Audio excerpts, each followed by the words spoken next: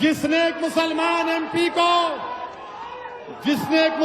MP को अनाप शनाप बका पार्लियामेंट में मेरे सामने भी खड़ा हुआ था। मैंने कहा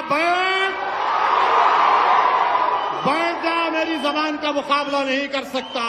अजीज का हाल है। और फिर हम देखते हैं कि भारत की पार्लियामेंट में एक बीजेपी का एमपी एक मुस्लिम एमपी को बकवास, गंदगी, गाली देता है। एक एक बात, मैंने क्या बात बोलता है। लोग कह रहे हैं नहीं पार्लियामेंट में नहीं बोलना चाहिए था। अच्छा, पार्लियामेंट में नहीं बोलना चाहिए था?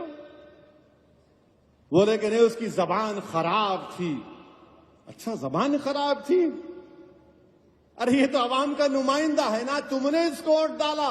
जब अवाम इतने लोगों को मार रही है, जुनैद नसीर को जला रही है, नूह में घरों को 300-350 घरों को बगैर कानून के ड्यू प्रोसेस को फॉलो किए घरों को तोड़ दिए, धर्म संसद में गालियां दी जाती हैं मुसलमानों को, रेप की धमकियां दी जाती हैं, तो ये तो तुम्हारा नुमाइंदा है।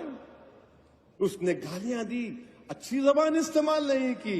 उस बीजेपी के एमपी ने, अरे वो तो गोडसे की बात कर रहा था, वो नाकाबिल कबूल है। हम तो रोज सुन रहे हैं ना इनको गाली। मैं जानता हूं, मेरी उम्र 8-9 साल या 10 साल की थी। हमारा घर हैदरगुड़े में था, पुराना घर।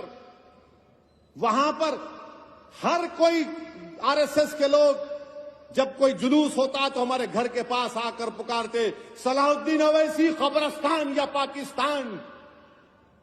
मैं और अकबर, हमारे एक ताया वहीद भाई जो बड़े ताकतवर थे, उनके साथ बैठते थे। वहीद भाई लकड़ी लेके भागते, ये 25-30 फीट छोड़ के भागते।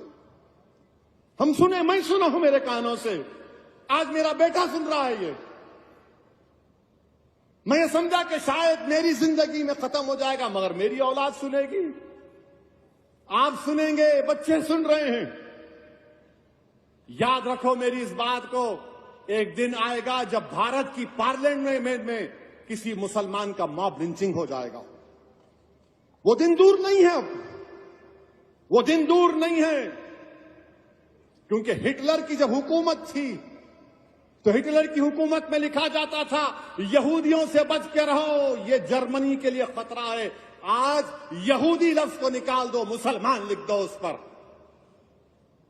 हमारे देश के वजीर आजम, कहां गया आपका सबका साथ, सबका विकास, सबका विश्वास? अरे नरेंद्र मोदी जी, जो आपके एमपी ने मुसलमानों के बारे में जो बकवास बकी है, मेरी आपसे गुजारिश है कि उसका चैलेंज करके आप अरब ममालिक के अपने हुक्मरानों को भिजा दो, या हबीबी इस तरह का हम इससे सलूक करते देखो मुसलमानों से, बुझाओ।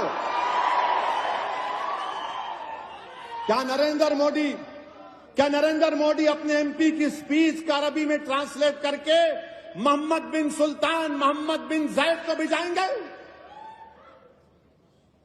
आप भिजाएंगे उनको? बताओ देश के वजीर आजम।